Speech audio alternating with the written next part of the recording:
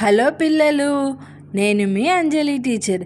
ఈరోజైతే మనం ఇంకొక బాలగేయం నేర్చుకుందాము. ఆనందం ఆనందం ఆటలే పిల్లలకు ఆనందం. ఆనందం ఆనందం ఆటలే పిల్లలకు ఆనందం. ఆనందం ఆనందం పాటలే పిల్లలకు ఆనందం.